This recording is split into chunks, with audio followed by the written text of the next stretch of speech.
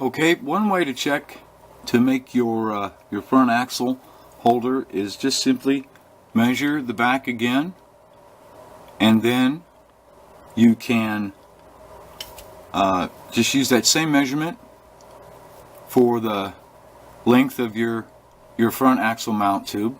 Now sometimes that may not work depending on the body that you're using, and you just have to work with it. So you'll get your body in question, bring your tires, wheels out here, put the body on here, and check it and see if it looks right, if the width looks right. If it looks right, then go for it. That's pretty good. Not bad. What do you think, Curly? Yeah, he likes it.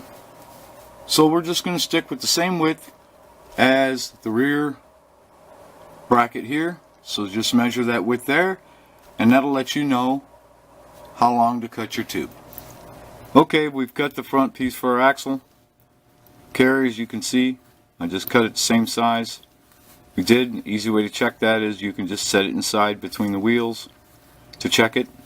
3/32 tubing, or the 1/8 brass tubing that we used for the rails, works great for holding your front axle. So we have that cut. Now we're going to make the setup block. Okay, we're going to talk about making our front axle holder, our carrier. I've already showed you how to come up with the piece here, to measure the distance for the piece. Now we're going to build the mount for it. Everybody does it a little bit different. I'm using the 8151 1/8 tubing, and I cut it to match the width of the rails. I have it already pinned out. I'm going to set that down in there like that, and basically nice and flush. If you cut it a little long, it's not going to hurt anything. It's more aesthetic than anything. I just cut it flush like that, have it aligned. As you can see, mine's a little proud as well, a little bit.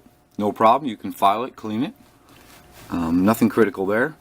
And then now I have my pins, my alignment pins for my axle set up, and now we can just take and drop this down on top and align our brass, and that's about it. You'll notice that I'm using the setup wheels on the front. They are touching. These sizes allow this to just barely touch, and that's fine. So we have all four corners are solid, and we are ready now to solder. Just make sure line. You'll notice here that I have an alignment pin here, an alignment pin here. This is making sure that this is centered and put where I want it to be.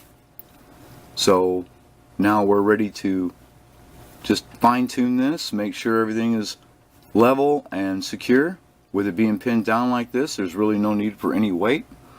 And we're going to solder these pieces together. Once we finish that, well, we'll have a roller. So let's get right to it. Alright, here's our chassis with the finished front axle mount installed. As you can see, very simple, very easy to do.